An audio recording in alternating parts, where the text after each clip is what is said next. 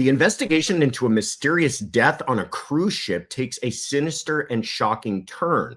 Plus, a Boston man takes an 11th hour plea deal, but still maintains he is innocent of his wife's murder. And could we have a breakthrough in the death of a girl found dead in the trunk of a performing artist's Tesla? All this tonight on Courtroom Confidential.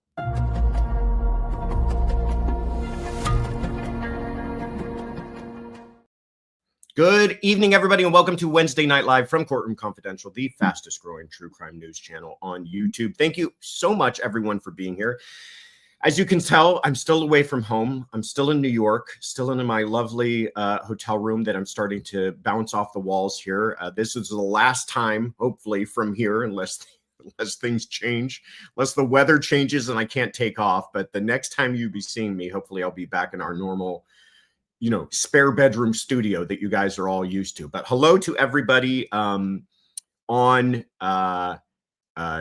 watching us, Annalie Finch and Marie Jubenville and B. Michigan, Teresa Robinson. So good to see all those familiar faces. JC Broadway, good to see you. So many familiar names and faces. Hellcat, good to see you. And to everybody new who's here tonight and everybody watching on X and Facebook, hello to you as well. If you're here, please give us a shout out from those respective platforms. Let us know that you're watching. For everybody who's returning, welcome back. You're going to really enjoy. This is actually a really good episode. I'm looking forward to this because we've got a fantastic guest in Julia Jenae from Court TV, who you all love and I love. And we've got some really interesting updates on cases that we've been following closely, which sometimes we don't have that many updates. Today, this week, we do have a lot. So I'm looking forward to this one. For everybody who's new here, let me introduce myself. My name is Joshua Ritter. I'm a former prosecutor with the LA District Attorney's Office. I was there for 10 years before I left to go into private practice as a criminal defense attorney. And this is Courtroom Confidential, where we try our best to present to you both sides of the courtroom. And tonight is Wednesday Night Live. It is your midweek check-in on all things true crime. So, like I said, Julia Jenae is going to join us in just a moment. We're going to talk about the Anna Kepner case. This is the young lady who was tragically found dead on a Carnival cruise ship, and some recent really shocking developments in that case. And they might have a suspect. We're going to try not to speculate too much, but we're going to share with you everything that we know. Brian Walshe, you guys have been following this one. You probably already know the news, but he took a 11th hour plea deal on 2 of the 3 counts that he's charged with, still going to trial on murder. But I want to hear from Julia, her perspective on what effect this may have on the case. And then finally, the case of David, the singer, Celeste Rivas Hernandez, found dead in the trunk of his vehicle, his Tesla, and some interesting developments on that case. So a lot for us to get into tonight. Oh, Star Fan 8, first time live in the chat. So glad to have you here. Thank you so much for joining us. Johnny Knoxmouth says, Josh looks like he's in the cafe of a Marriott. That is, in fact, where I am. I don't actually have a hotel room. I just stay in the cafe of a Marriott. And legally, they can't kick you out. Little known fact about that. Lindsay Brillhart, congratulations on your news, Josh. Appreciate that. Lindsay, who's been a member for 5 months, which brings me to my next thing is that stay to the end. I do have a big announcement. I kind of don't want to spoil all our fun right now. I want to save it to the end. So stick around. Big announcement about some stuff, some developments we've been working on for a while. In the meantime, take a deep breath. It's Wednesday. You made it halfway through the week. Hit that like button. Subscribe if you haven't already. Sit back, relax, share this with somebody you think might enjoy it. But let's go ahead and get Julia on here. Hey, my friend, how are you? Hey, Josh. Doing well. How are you? I'm doing fantastic. I'm so glad that you were able to join us. I'm understanding that I've got pretty good luck in the weeks that we asked you to come on, that you're not swamped with other obligations. So I'm glad that worked. Yeah, it just happens I'm off of the anchor desk today. So I'm always glad to be able to get to have a conversation with you. Okay, good. I'm glad that you're still even willing to work a little bit on your day off. So I appreciate Hey, don't tell anyone. Yeah, I won't. These cases are all respectively wild, all respectively awful tragedies. But we've had some interesting developments on all of them, and you're one of my favorite people on Court TV. I love always hearing your perspective. I love that that you have a legal background, and so I'm curious to kind of bounce some of these ideas that I've had about these cases off of you. Let's start with this first one. This is the case of Anna Kepner. She's 18 years old, and on November 7th, I'm just going to set this up quickly for everybody if they're not familiar with the case. November 7th. So what is that? Just over about 12 days ago, she is discovered on a ship, a Carnival cruise ship, the Carnival Horizon, at sea in the Caribbean. She's discovered by hotel cruise member staff there. They immediately return around and go back to Florida. So on November 8th is when Florida authorities get involved. She's currently undergoing an autopsy. The FBI is investigating because it's federal jurisdiction, because it took place on the high seas. But what we're learning now is that originally the reports were young lady, 18 years old, found mysteriously dead on a cruise ship. And we're all thinking, oh, that's awful. But I remember the reports were kind of like, oh, she hadn't been feeling well. And then we were hearing things about, oh, she on her TikTok, she was saying how she was going through a bad breakup. And people started to speculate, maybe something happened, some accidents, maybe she, self-harm may have been involved. And now we're learning that the way they found her was wrapped up in a blanket, shoved under the bed of her cabin, and a pile of life jackets on top of her. This changes everything, correct? Oh my goodness. It's horrific. It's already sad when you hear about someone dying on a cruise ship, because you think about vacations. If anyone's taken a cruise or knows about cruises, it's the happiest time, really. You're unplugged from everything. You're in this beautiful setting. You're enjoying your time with your family and your friends. And for anyone to tragically die in the middle of that, or suddenly die like this was already heartbreaking. But you're right. A lot of times when you hear about cruise and death, sometimes you're going to think drowning. You're going to think maybe something happened where they got sick. There have been times where lots of people have gotten sick or the crud when they're on a ship or in close quarters like that. So to hear the circumstances of how she was found, alarm bells went off. And when someone's so young, you're looking at her picture, high school cheerleader, we know what kind of partying goes on sometimes at cruise ships. Then you start thinking, well, who did she run into? What kind of other people was she around? What does her family think about, did they lose track of her? Something like that. But then things get even stranger than that, Josh. Yeah.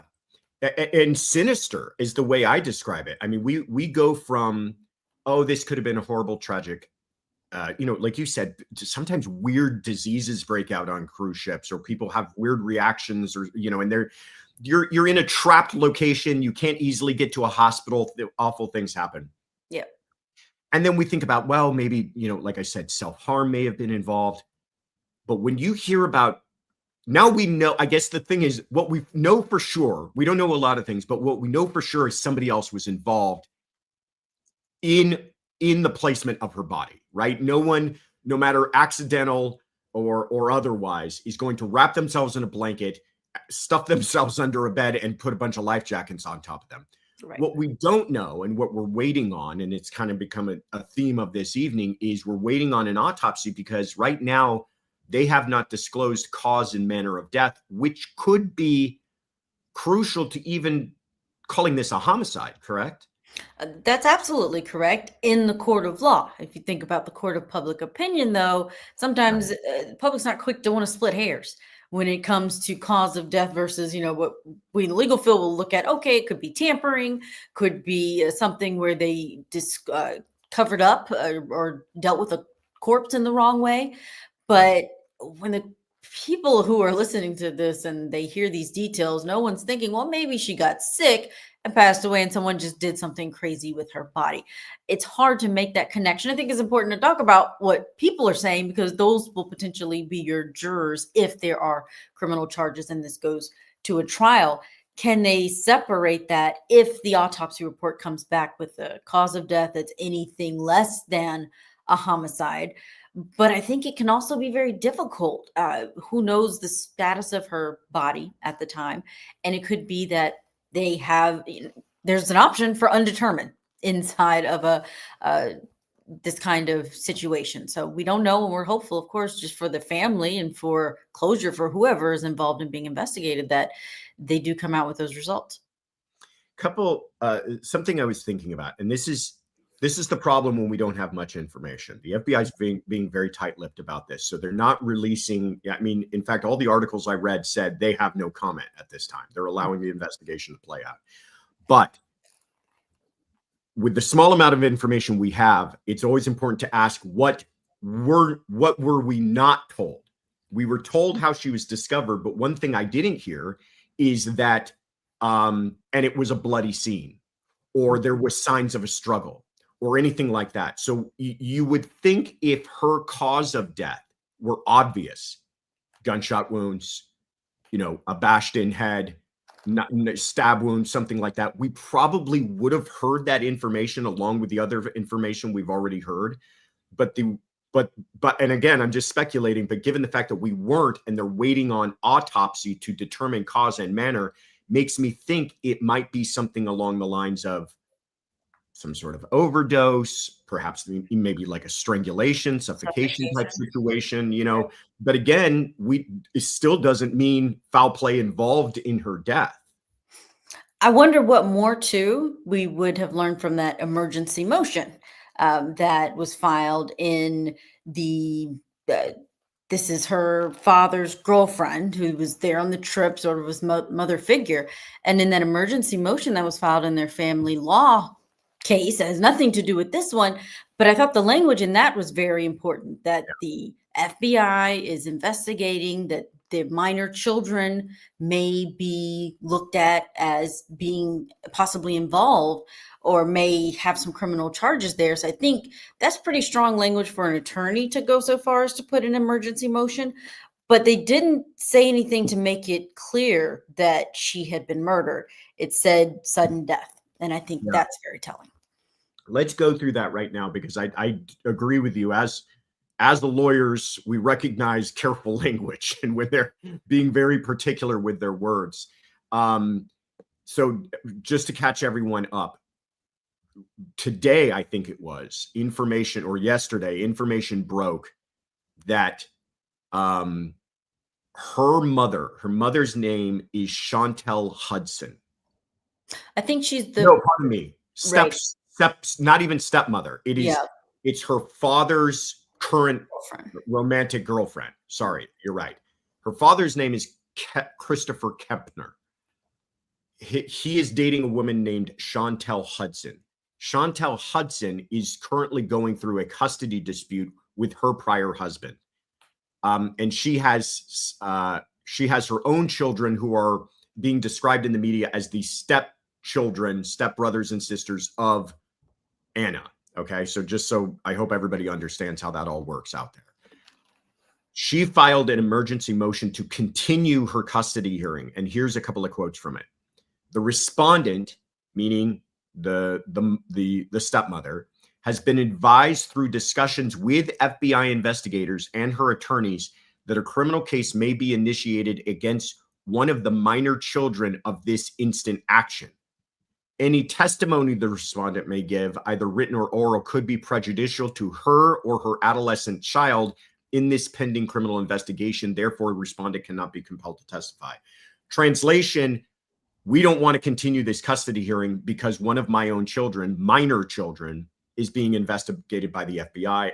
And then everybody started connecting the dots to believe that one of her children, so therefore what I'm going to call the stepbrother of Anna, may be investigated by the FBI in all of this. Yeah, and that's pretty shocking. And we don't know the ages of these other children. That may be out there in reports, but of course, police have not released that. We've got pictures where we see, one son that looks rather tall and one that's a little bit shorter than that. But I think the age is going to be huge here in terms of what happened. I mean, cause of death is no doubt number one. But then when we think about culpability and you have varying ages and people who are minors, there's going to be a question of whether they're of the age where what they did or didn't do, this is all alleged and hasn't even made it to the point of charges. But if there's anything there that they're questioning whether it was intentional, I think their age is going to be a huge factor there. Yeah. And the media has been reporting it is a 16-year-old stepbrother. And again, you make an excellent point of saying the FBI has not said that. The FBI has said nothing, essentially. Mm-hmm. They're just doing kind of connecting of the dots. And where they come up with that is that the stepmother, Chantel Hudson, has 2 sons. One is 18 and one is 16. So they're saying if it's described as a minor, it must be the 16-year-old. That's how everybody's piecing this together. But no one has come out and said that explicitly. So thank you for pointing that out. So what do you think? I mean, my last question on this to you, and then I'll try to take some questions from people watching, is that what is the FBI, in your view, doing right now? Like, what are they looking for? What is happening, you think, behind the scenes? They've got to be combing the horizon. I don't know if it's been put back into circulation. I know it's a big deal when you take a cruise ship out of circulation because it usually, people get off, the next ones get on. But I would think that they would be making sure they can get all of the forensic information that they can from that ship, from that room, from anything around there. There's a lot of cameras on cruise ships, a lot of, I've heard, and I don't know how true it is when it comes to Carnival cruises, but that they almost can track you as you move around the ship, knowing where you are. You know, you have to give them biometrics when you get onto a cruise ship now. So they have ways of tracking your movements. So the FBI, no doubt, will have access to all of that. But the timing on how long it could take them to get access to that, that could take longer than perhaps we like in the public to be able to get more details on things. But we know they've already done interviews just based on what the father told the media about that they all in the family had been interviewed. And there's probably a lot of people on that ship that also had to be interviewed and they have to keep tabs on them. Yeah. So we'll see. It's really interesting because this crime took place, and it is a crime. We just don't know what the crime is, right? I mean, I want to be clear that we still don't know if like an actual homicide took place. We know somebody was involved in positioning her body, but we don't know if that person is like responsible for her death. But, you know, I think we're all kind of going down the same path here, that it looks like foul play. But it's an interesting investigation because it is such a confined world that it took place in a boat in the middle of the ocean, in that whoever it was couldn't like escape. So they know that someone who did that is on that boat. It almost is like a like some sort of bizarre Agatha Christie novel where it's like they need to like figure out who was the last person to speak with her. And I agree with you. These modern boats, surveillance, passenger tracking, you know, who knows anymore if they have probably people watching are more familiar than I am. But, you know, getting access to different floors and locations, you have to have key cards and everything else. And I'm sure they can track all of that. So it's certainly not your typical investigation had this taken place at like a hotel or something. Let me take a couple of quick questions here. Katrina Bunny asked a question a lot of people have been asking. Says, how on earth does jurisdiction work in a case like this? If you know, jump in. I know, but I don't want to steal your thunder if you know. Well, I'm going to say what I do know. I'm not a maritime law lawyer. I took maritime law in law school. It was a very interesting class. But it depends on if it's criminal or civil. I have been on the civil side where when you're suing civilly a cruise ship, the company, then, you know, where the company is based, where their place of businesses can have jurisdiction. There's admiralty law, maritime law, all these different laws that you want to get an attorney who specializes in it if you are dealing with it. But we're talking about criminal law, so that is going to be that's going to be quite different. Yeah, and criminally, the federal jurisdiction extends beyond what would be traditional geographic jurisdiction. So, had this taken place in Florida or even Florida's waters, it would be a state jurisdiction, and the feds could get involved if they found some mechanism to do that. But because it took place on the high seas, the way that the feds have jurisdiction is that it involves U.S. citizens. And so that extends to a crime, even if it's not in U.S. territory. So I know that's something a lot of people have been looking into, and something I did a little bit of research on. Tina Hauser says the whole family was on the cruise. Just curious. I guess it would make sense if it could be a sibling. My understanding, and tell me if you know different, Julia, is that it wasn't the whole family, but it was her father, and along with her father's new girlfriend, this woman, Chantel Hudson, and then Chantel's children, which included this minor male who's being described in that motion. And I believe too, Anna's a sibling, at least one sibling of Anna. Yeah. Because it's a blended family vacation is what I imagine it to be. Let's, get the kids together on this vacation all at the same time. So he had kids, she had kids, they're dating, and they all are together, and there's minors on both sides. Yeah. Wow. Sad case. We'll continue to watch it. Like I said, just kind of really limited but recent developments on it that, is I'm sure we're going to be finding out more. But it does sound like it's getting a little more criminal rather than accidental or self-inflicted, especially with the way that her body was found. Let's move along though to Brian Walshe. This one had some remarkable updates that took place yesterday. Actually, he was supposed to be beginning jury selection for 3 counts: murder, disposing, they call it conveying in Massachusetts, but basically disposing of a body, and misleading police. As they're about to begin jury selection, his attorney stands up and says, "Your Honor, we've got a little change here, and we would like to plead guilty to 2 out of the 3 counts." This was not a negotiated plea, so that everybody understands, meaning the prosecution did not offer them anything. The prosecution, in fact, objected. They weren't willing to offer anything that didn't include him pleading guilty to the murder.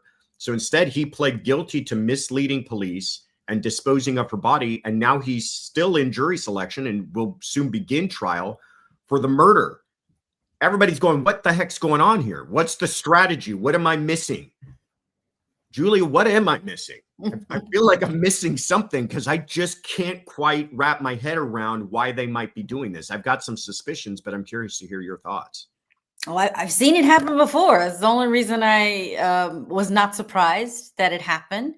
You'll remember in New Hampshire, Adam Montgomery, the father of Hannah Montgomery, right on the first day of jury selection. And this was a horrific tampering with a corpse, tampering with evidence type situation, where he had kept his little girl's body in a fridge for months in different places, moved it around. And that really was the most horrific part of the case, it seemed, even though this was, of course, a killing. The fact that he had moved around with her remains was horrible. And so on day 1 of jury selection, they basically let the court know and the jurors that he was not going to be disputing the tampering with evidence and the improper disposal of a corpse. So I think they're taking the same tactic here, where someone else, there's many things that they could argue if they get that part off. If it shocks the conscience so much where he's Googling about how to get rid of a body, if, blood is found inside or different DNA is found inside of the house, then those are such a problem. But if there's no evidence of the actual killing or the reason for the killing, which I think motive is a little, there's a lot of possible motives in this case, but none that you're like, that's definitely the one. And sometimes defense attorneys can use that. So I think now they just get to focus on what happened. Those opening statements that we're going to air on court TV, the defense opening is going to be huge, because we will know, are they going to say this was an accident or suicide or something else? Somebody else did it. I don't know. You're right. But they have to have some innocent explanation, innocent to their client, as to why he discovered her body and then went about disposing of it. I know everybody's following this, but just to catch everybody up really quickly, this involves a murder taking place out of Cohasset, Massachusetts, New Year's Day of 2023. Brian Walshe doesn't report his wife, Anna, pardon me, for several days. It's actually her job in DC that first reports her missing about 4 days later. And police are initially investigating it as a missing person case. And he starts telling them things like, oh, she had to return to DC on an emergency. And there's where you get the misleading, because he's now admitted that he's disposed of her body. So that must have been a lie.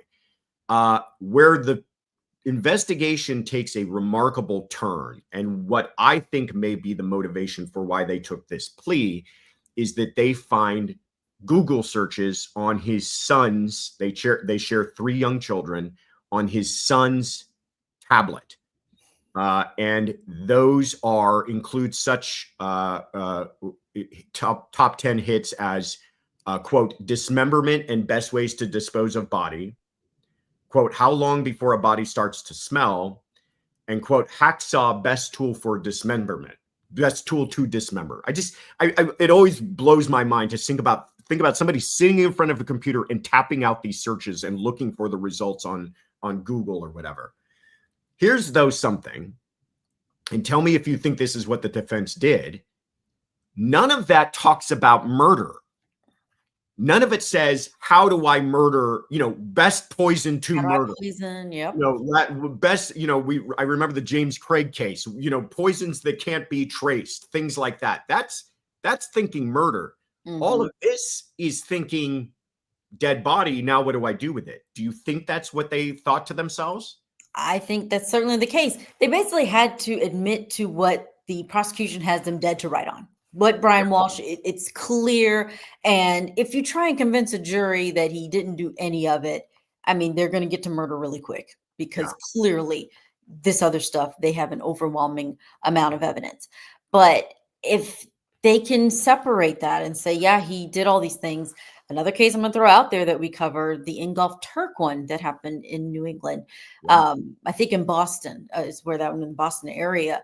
He killed his wife by strangulation, took her body out to a pond, put rocks in her pockets. She went all the way down to the bottom, and then they found him in a hotel room trying to take his own life. And his argument was, yes, I did all of that, but when I killed her, we had both been drinking, we got in a fight, and I held her neck with one hand, and she ended up dying. I freaked out and did all these things. I mean, that was a pretty crazy way to get rid of a body. And he was a doctor. Yeah. But it worked. He got a lesser than murder conviction. So the jury, despite how crazy it was what he did with her body, they came back with something less than murder. I think a good defense attorney would explain that to your client, that here's the possibility. This is why I love having you on, because you do have this encyclopedic memory of all these other cases and how they work. But I think that Ingolf Turk case is a perfect example, because you're right.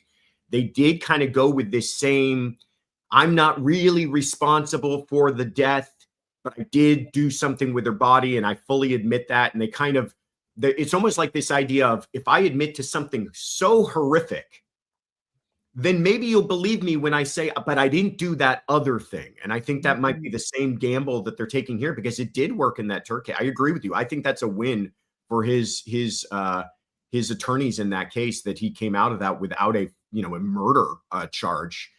He's still going to prison, but not for nearly as much time as he would have been. And they argued quite a bit about these Google searches, getting back to the Brian Walshe case here. And I think that you're right. I think that when they lost and those were going to come in, they sat down and they go, what are we doing with this, Brian? How are we going to explain this?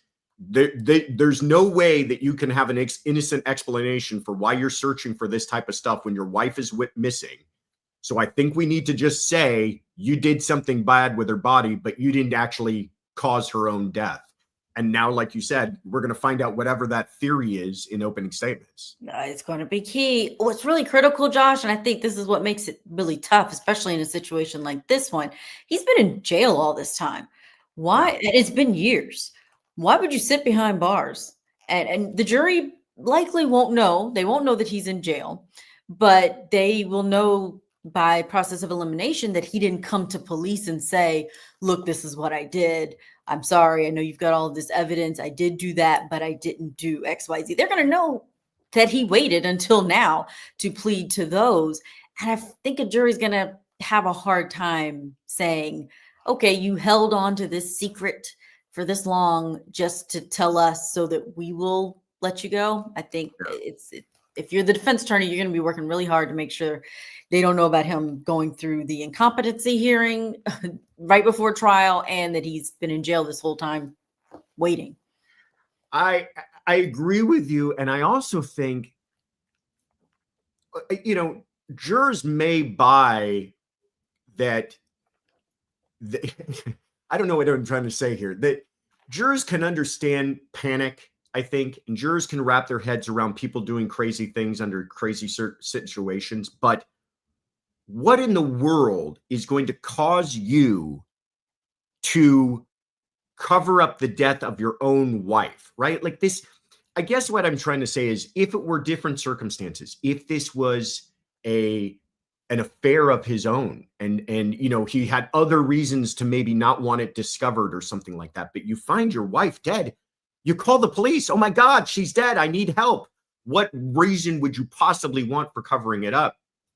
My theory has been, and I'm curious to see if you've got a theory on this. My theory is that I think he's going to somehow involve the kids and say, I didn't want them happening upon her body. She had taken her own life, and I just in the moment couldn't have my kids going through that. So I decided to get rid of her body, and it was a mistake. I don't know. I mean, this is just me throwing out wild John Ramsey conspiracy theory. Yeah, right. I don't know. I don't think he would bring the kids into it, but that would maybe explain the iPad. I mean, I don't know.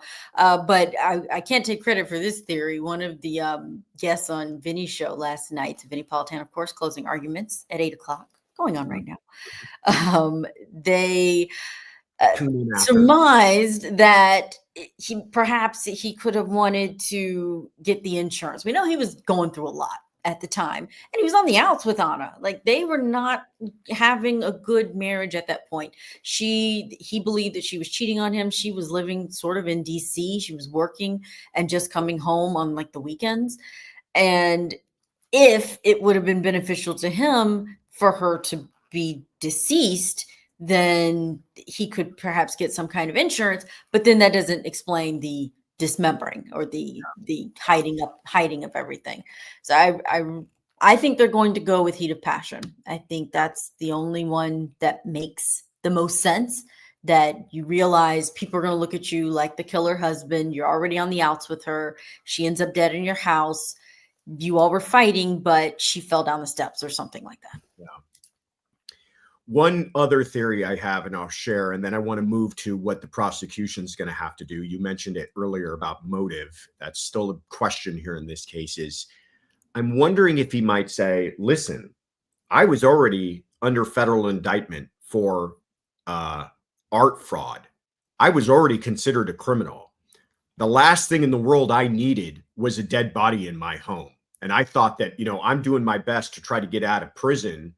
I'm going to make sure that they don't find this dead body, because they're going to blame it on me. There's no way they're going to be convinced I didn't take her life, and they're going to blame it on me. That's my other kind of wild theory. And his attorneys are free to use any of these without crediting me whatsoever. But we shall see. But even then why, once they do charge you, do you not then say, okay, say, hey, by the way, jig is up. Here's what happened. Right. Let's get to motive, though, because prosecution doesn't have to prove motive. We all know this. But this is kind of one of those cases where I think it's very important. What is the motive for a man taking his wife's life? What do you think they're going to go with in this case?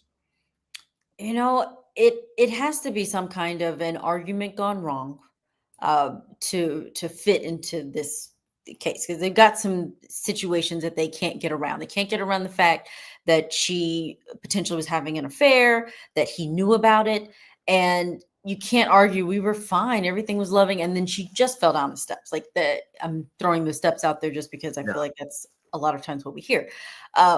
You're going to have to embrace the fact that you were on the outs with each other. There was friction. And out of that friction, something that you didn't intend to happen happened. I mean, it's going to rest on intention. So prosecutors, their motive, though, they're going to have the multi-pronged one. They're going to say she may have known some things that was going to harm him in this case where he is trying to get these charges, get distance between himself and these charges, that she may have been someone who could have had information that would help the prosecution, that she was cheating on him, that she had essentially left him in his head and that he wanted revenge for that, or just that he was upset about the fact that she was doing so well in her life. I mean, she had kind of turned a corner and found something that was fulfilling, was very successful in it. A lot of things that they can throw out there. I think problem is they will say this, we don't have to prove motive. We don't know what his motive is. We're not in his sick mind is what they'll argue. So who knows if they will try to pick a motive. Yeah. Yeah, my connection broke up a little bit there, so I hope I'm not repeating something you already said. But one motive I've heard too, which is kind of diabolical, is that he may have thought that there would be an advantage to having sole custody of his children, and whether or not they would send him to prison on the art fraud charge there. That Wow. it's more advantageous to his plea to get out of prison if she's not in the picture, which is, like I said, fairly diabolical. Yeah. But you're right. They don't have to pick one. They can kind of present a bunch of them because they don't have to prove anything to the jury. But I always think it's a mistake when prosecutors don't take that very seriously, especially in a case like this. People are going to want to know why. They're going to want to know what would compel, this couple here looks like a happy couple. What would compel that man to kill that woman and then dispose of her body at different dumpsters around Boston? I think that's a big question. Let's take some questions from folks watching. Jonna Moore says, where is her body? And then following that up, Angie Hilton says, with this plea, can they require him to disclose the location of the body? You got thoughts on that? This is one of the things that frustrates me the most about the criminal justice system is when there's a body that the family doesn't know where it is and won't be able to locate it, that there's not really anything built in or automatic where if the person does come clean about XYZ, they get some kind of benefit. But we see it time and time again. I did see it. I mentioned the Adam Montgomery case at the very end during sentencing. They said, we won't go for life without parole or something like that if you tell us where she is right now. And he refused. So maybe that's why no one does it, because they just don't see it as advantageous. I don't think with this plea, they can't require him because they didn't give him anything in exchange for the plea. So They can't require him. They have no control over what he does based on this plea. Yeah, he pled to the court, and the court is just saying, hey, you admit to the elements of this crime. That's all I need to find you guilty of it. Ain't no hollow back girl. Basically, kind of dovetailing off of that, says they have to change the law. Hollow back says they have to change the law. He admits to despising, I think disposing, but does not have to admit where. I agree. I think that should probably be a part of the law, but it's not. And like you said, it is not a negotiated plea. Here's another question, though, let me not play games. If he testifies, though, if I'm the prosecutor, first question out of my mouth is great, you've admitted that you disposed of her body. Where is it, sir? Bam. Tell us, where is it? You know what I mean? Like, why let him off the hook? He's on cross-examination. Actually, they need to tell police now. Yeah, there's no reason to go into a trial where jurors are like, okay, he pleaded guilty to that. He's admitting this, but you're going to have family members on the stand. You're going to have police on the stand saying we never could locate her body. So they're going to look at you like, why admit to it and not say anything? So yeah, maybe we'll hear something in the next week or so. Yeah, maybe. It doesn't seem like it so far. And they've been still kind of playing games leading up to trial here. But this leads us right into Alicia K. Mayo's question with any thoughts on him testifying. I've got some pretty strong thoughts on it. But how about you? I don't think they'll advise him to testify. No, Really? and I don't know if he's the type that would just be dying to testify and to tell his side. I think he'll listen to his attorneys just because he's made such a big move in pleading. That means you trust your attorneys. That's a really good point. I think that's true.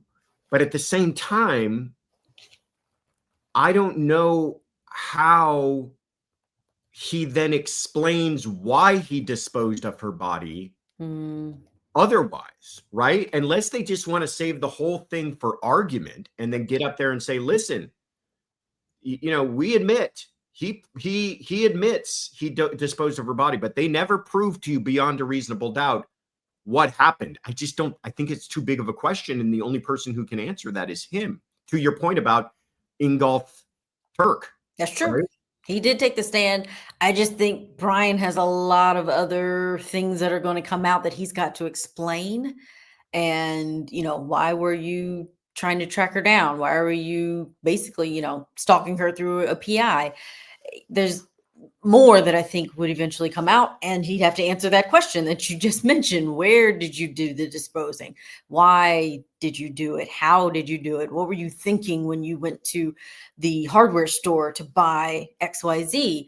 I don't know. I think his attorneys may be pretty motivated in their strategy, and they could get in closing arguments and just say, there's not evidence that he for sure did a murder. And so because there's no evidence of a first-degree intentional murder, then you have to find second-degree or manslaughter.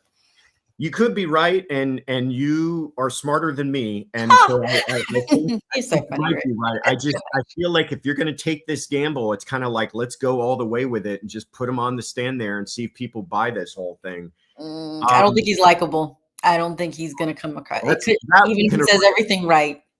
That we can agree on. Last couple of points on this. Nashe's An Extraordinary Machine says, no one talks about the art fraud. I want to know more about that. And Chicago Marie says, is the prosecution allowed to bring in the art fraud to show his character or lack thereof? I think they need to go as far as a character argument. It might be motive, right? I mean, like what we talked about, he's already in financial trouble. He's got $470,000 worth of restitution in that art fraud case. He's got plenty, 470,000 reasons that he might need a little money. And she's got a $2.7 million life insurance policy. They might just come out because of that. No? Yeah, I 100% agree. To Chicago Marie's point, fraud is one of those things that can come in when you get on the stand. And it's not because it can show whether or not you are someone whose word can be taken. So I think on both points that it comes in, and it's going to be central in this case. We're probably going to hear about it in the opening statements. Yeah. We have some pictures, Joe, just so everybody understands what this art fraud thing is about. He is accused of essentially selling fake Andy Warhols. And I'm curious how much you know about this whole fraudulent art world. But I was talking with some folks today. It is wild how much fake art they believe is out there from very famous artists, by the way, to the tunes of hundreds of thousands, if not millions of dollars in artwork that is just not real, not by that artist. And it's floating around in people's homes and art galleries even. And he's accused. And here's one of the paintings. You can see why it might be easily faked, because it's not entirely showing us much of anything. But do you know anything about this art fraud world? Not nearly enough, but I will say that I think the prosecution needs to, if they can, I know there'll be some limitations because of, we're not allowed to bring in just bad character for the purpose of bad character or to show propensity. But I think when you hear it on its face, it doesn't sound that nefarious. It sounds like, okay, you sold something on eBay and you didn't say exactly where it came from. But if they can show the sinister part, the how it's a ring of things that happens, and the black market. They need to be able to let jurors know this guy, and they're going to get objections from the defense on that, but that this guy was already dealing in some pretty bad stuff. It's not drugs. I think jurors maybe will have a certain way that they view a drug conviction. They've got to make the art dealer fraud similar in these jurors' minds. Yeah. And that's an excellent point. The defense will probably say, hey, there's a wide gap between faking some art and killing your wife, ladies and gentlemen. Like, if they're trying to tie him to that crime because he happened to have committed a crime before, that is quite a leap that they're asking you to make. But trial on this is expected to start, what is it, December 1st? Well, I think it's December 1st. Yeah, I'm getting nods from Kaylin that it's December. Getting moved, but yeah. Good ideas of where we might be able to watch that? Next week, it'll be airing gavel to gavel on Court TV and courttv.com. Even that first day, we weren't sure if anything was going to happen, but we were like, let's make sure we have our cameras there. Let's make sure we're rolling. And then this happened. So we're always on top of it. All right. Well, I will be bugging you again to come on to talk about this one. Before we move on to our next case, Cody in Tennessee, thank you so much for gifting the memberships. Appreciate you, Cody, and your generosity. Therapist, looks like your emoticon there is one of those fraudulent Warhols. Thank you for gifting the membership. Fala, damn it, appreciate you and the gift of memberships. I hope everybody enjoys those who receives them. Annalie Finch says, great collaboration. That's very sweet of you, and I agree. I always love chatting with Julia. Molly G for the super chat says, hello to the dream team. Look at that. I like it. Hey. We're hitting it out of the park here. All right, last case I wanted to talk to you about. Not as much of a development as far as what we know, but certainly a development as far as how investigators are thinking about this case, and it's a huge development. But this is the case of David, the singer David, and the death of Celeste Rivas Hernandez. Really briefly, for folks who aren't in the weeds on this one, Celeste was 13 years old when she goes missing in September of April of 2024. She's last seen April of 2024. She's from Lake Elsinore, California. Her body is found September of 2025. So over a year. She goes missing. She's 13 years old. By the time they find her, it's just past her 15th birthday. And that's why she's being described as a 15-year-old, but they believe she was dead long before she ever reached the age of 15. She's discovered inside of the front trunk of a Tesla. That Tesla is registered to a man by the name of David Anthony Burke, who goes by the name David, spelled with a number in the middle of it, who's a performing artist, a singer. Naturally, you would think he would be the immediate suspect in all of this. It's his car. She was known to associate with him, may have been romantically involved with him. The car had been towed from a location in the Hollywood Hills, very near to where he had also been renting a home. All signs are pointing towards David. David is never declared a suspect, though. In fact, RHD, Robbery Homicide Division here in LAPD, says the last statement they really made on this case is that, I'll give you a quote, it remains unclear whether there is any criminal culpability beyond the concealment of her body, meaning they know a crime took place in the way that her body was disposed of, but they don't know, again, if it was foul play that led to her death. And that's the way things had remained for months since her body was discovered until today, until recently. Sources, you can tell us what that means, are telling media outlets that David is now considered a suspect. This is considered a homicide investigation. He is not cooperating with law enforcement, and that they most likely believe that he had help in dismembering and disposing of her body. I'll just let you jump in there with thoughts on how you think that changes things. Well, first of all, this is sobering that we're talking about another case where the concealment of a body and the pending autopsy is leaving us not knowing if this is a homicide or not, and no suspect named. But this is big. These sources, we don't know if, police have not come forward to say it. But the LAPD, Josh, they are very tight-lipped about things. They're not like many police stations around the country where they will have a press conference. They will put out press releases early on in their investigation.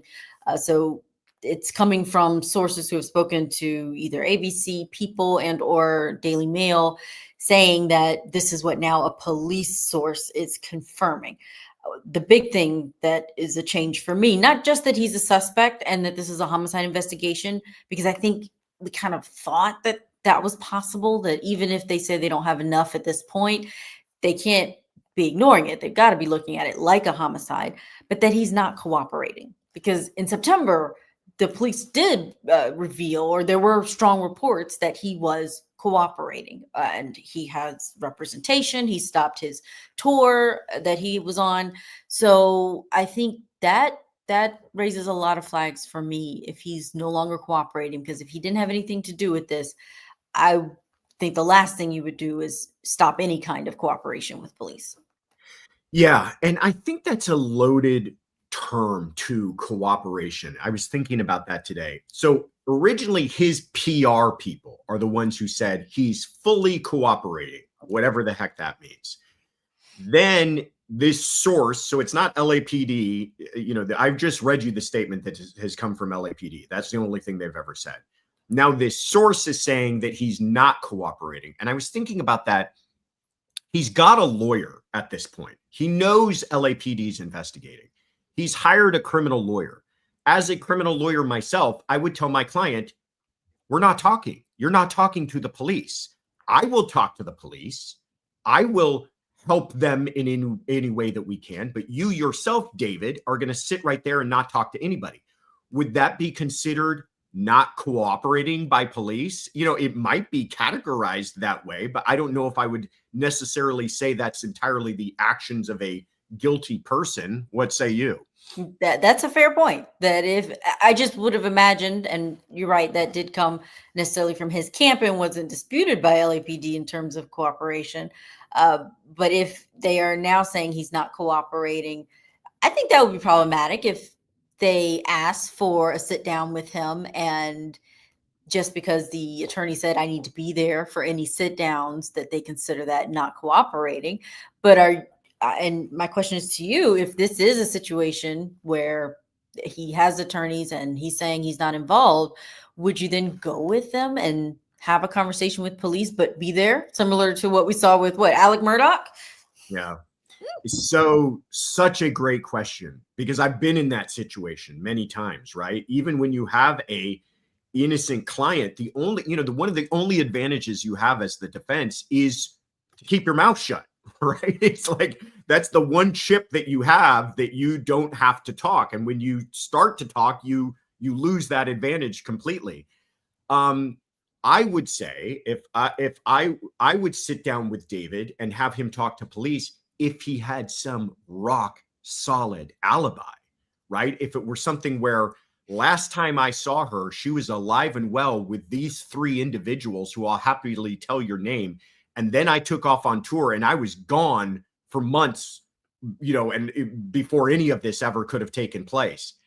Easily sit him down at that point, because now you're clearing him. But if you're not clearing him, you're running the risk of somehow maybe something he says being manipulated or turned around on him, or report being written in such a way that's not all that favorable. And now you kind of walked your client into that.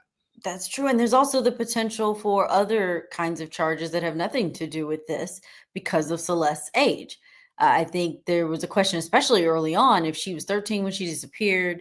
There were these different reports, not verified by police or put out there by police, but people on social media who believe they saw someone who looked like Celeste in some of his videos. Where is this 13, then 14-year-old living at the time that she's missing? And it seems that she's got all these connections with him. They've got the same kind of tattoo on their finger. He's got a song that's called Celeste. He's also got a song that's called Romantic Homicide and Body in a Trunk. And so there's many, the relationship is something that police could get him on, even if he's being truthful about her body. I could see your point of an attorney saying, no, it's just better to not talk at all. I also think it's kind of easy work for most defense attorneys to just say, we're not saying anything. It takes much more of a aggressive risk, less risk adverse kind of an attorney to say, you know what, you got nothing to hide. Let's go ahead and talk to these guys, and let's go ahead and try to clear your name.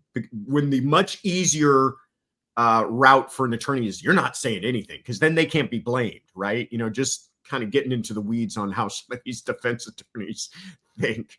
JC Broadway asks an excellent question that I know a lot of people in the chat are wondering. Why is this taking so long? Why is it even taking long for us to get this kind of leaked information that he's a suspect? What do you think's going on behind the scenes here? I ask this question every time we bring it up as a segment on Court TV. What is taking so long? And some of the answers I get back, just in terms of people we have on who are familiar with how things work in LA and the medical examiner's office, that they're perhaps, because we know the body was released. So the medical examiner's office no longer has Celeste's body that has been released to her family, but they said cause of death was deferred. So whatever they had, the decomposed remains, was not enough to figure out what happened to her. So there's toxicology reports that I understand may take longer to come back. And the medical examiner's office does have an amount of time before they have to either say a certain cause, a manner, or say undetermined. And I don't think we've quite passed, because September 4th, I think, is when they received this. So October, November, December, 90 days sometimes is when they like to have something back to people. So that could be what's taking a long time. I'm also very curious about what they were able to get from the digital evidence in the Tesla. Teslas record a lot of things, have a lot of data that could be collected, but that may take time to get from Tesla. I think some of those things, and with him being a public figure, I think that plays into it as well. I think police are maybe slower to go and just bring these charges, or prosecutors too, against someone when they are of a certain status without having all their ducks in a row first. Yeah.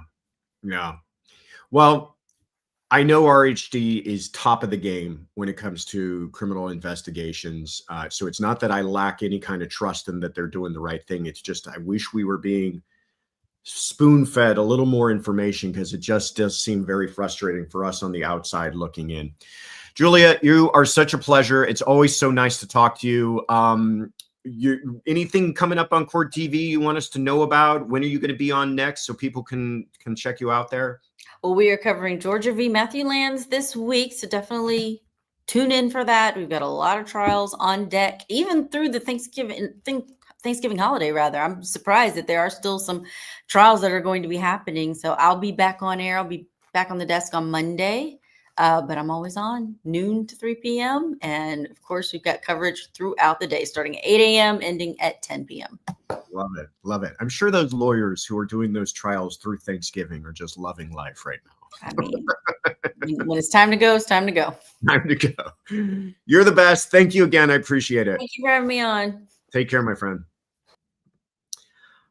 She's so awesome. I always love talking over there, because she does. You know, that's her job day to day, following all these cases. She just has, you know, instant recall of every case that seems kind of familiar. So it's always great to hear from her. All right. Like I said, none of you are going anywhere. Buckle up, sit tight, relax. I still have some announcements I want to share with you that I'm very excited about. First, let me thank Johnny Knoxville for gifting a membership. Appreciate you, my friend. T. Suze wants me to thank Wendy Joan for the coffees the other day. We missed it. We hate doing that, but you do rock, Wendy Joan. Appreciate you.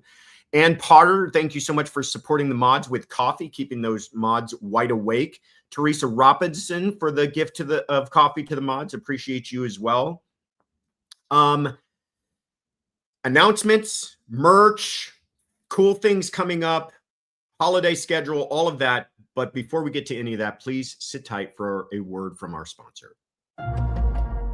I don't know if you've seen the news lately, but there are reports that over 183 million email passwords have been leaked online, including Gmail. This means that hackers can not only get into your Gmail account, but they could get into any account linked to that account, including shopping sites, banks, and subscriptions, you name it. As someone who uses Gmail every day, I worried, obviously. But then I remembered I'm protected by our sponsor, Aura. Aura provides full digital security so you can feel safe even when leaks like this happen. You get dark web alerts, bank fraud monitoring, a VPN, antivirus, a password manager, and up to $5 million in identity theft insurance all in one app.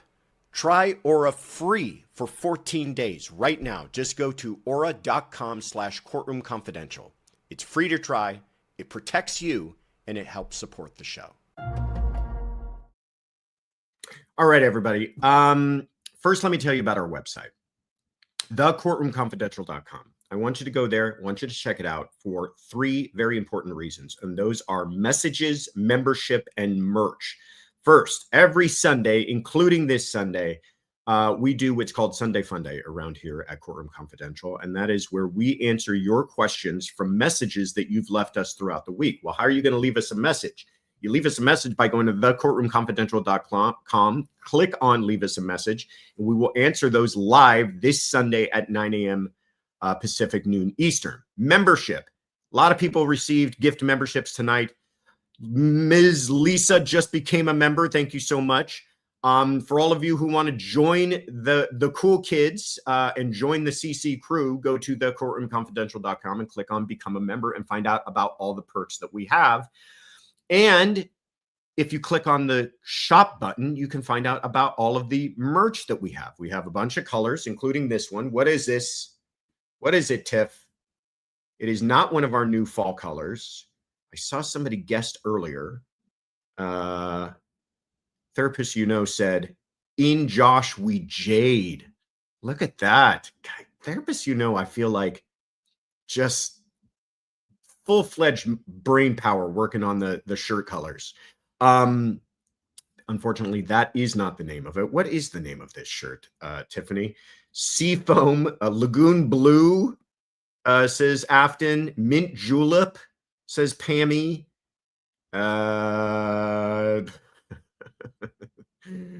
Seagrass, says Ola.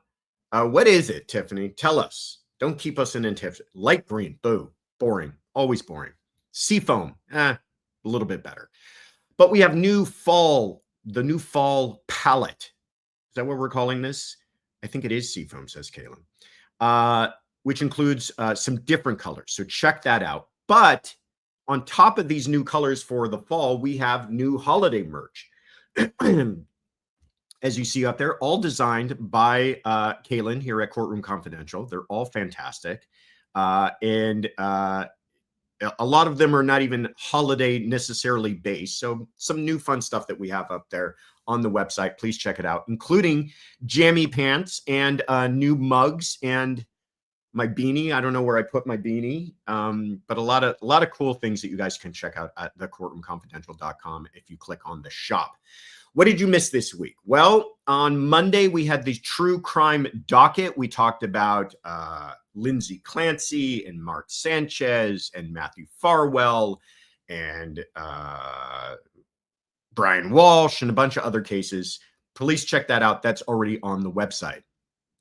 Also today, I was on the YouTube/podcast, Kennedy Saves the World.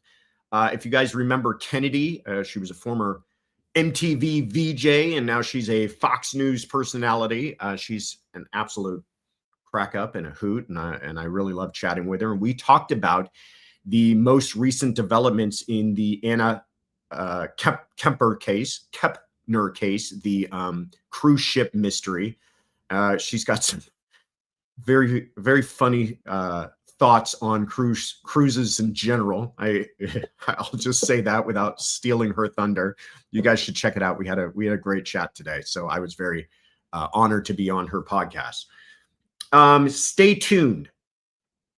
Friday, we are doing our weekly roundup. I will be back home live at 2 p.m. Pacific, 5 p.m. Eastern. All the things that took place this week. As you can tell, a lot has happened this week. We're going to cover it all the developments. Corey Richens, Mark Sanchez, David, Brian Walshe, a bunch of stuff for us to go over. A lot of cases were in court this week. So that's live at 2 p.m. Pacific, 5 p.m. Eastern, back here on this channel. And as I already mentioned, on Sunday, we have Sunday Fun Day. Fun Day, 9 a.m. Pacific, noon Eastern. Now, my big announcement. I'm glad that you all stayed here, most of you. I am very honored, and if you've seen it, we already announced it on social media, but I want to announce it all to you here tonight. I am very honored to be part of a new project on Fox Nation. That is a digital platform. We're going to give you guys a link to get access to that if you haven't. It's a great platform, a lot of content on there, and a lot of true crime content. I've been honored to be part of a new project on there. It's going to be a weekly show called The Weekly Rap Sheet. It is hosted by myself, along with Paul Morrow and Donna Rotuno. And we're just going to be doing a lot of what we do on this channel already, just talking about cases that are in the news. Sometimes it's big general topics about crime. Sometimes it's covering older cases. Sometimes it's covering newer cases. And it's going to be kind of this hybrid in-studio show / podcast, but I'm very honored to be a part of it. It's a new project. It's actually the first time that Fox Nation has tried something like this, their own produced show, and they're starting it with us. So we're their guinea pigs, and we've been working on this for a while. It's something I've kind of teased to all of you, and I'm very excited to share it with all of you. So to watch it, we can't have it on our channel. It's on Fox Nation. You have to go to Fox Nation. If you're already a member, you get instant access to it. If not, I encourage you to check it out, at least to check out The Weekly Rap Sheet on Fox Nation. Also, we plan on, and I think they stole this idea from me, we plan on answering questions from viewers every single week. So they're going to have a segment at the end of the show where we answer questions regarding the cases that we covered that week. One of the cases that we're covering in this first episode is Brian Walshe. So if you go to The Weekly Rap Sheet at fox.com, that is the email. You can send us an email, ask a question, and maybe we will choose you to be our question of the week to answer about the Brian Walshe case. And I would love to hear from all of the Courtroom Confidential family. Please send us a question regarding Brian Walshe, and every week it'll be different cases. But this week, Brian Walshe is one of the cases we're talking about. Go to The Weekly Rap Sheet at fox.com. So this will premiere on Wednesday, November 26th at noon Pacific, 3 p.m. Eastern. So it's going to go live on their channel, noon Pacific, 3 p.m. Eastern on the Wednesday before Thanksgiving. And they strategically thought a lot of people are going to be home looking for something to watch. And so maybe this will be it. So I appreciate all the kind words from all of you and all of the congratulations. And I really appreciate it. And I wanted to bring all of you along with this journey. So thank you guys so much for all of that.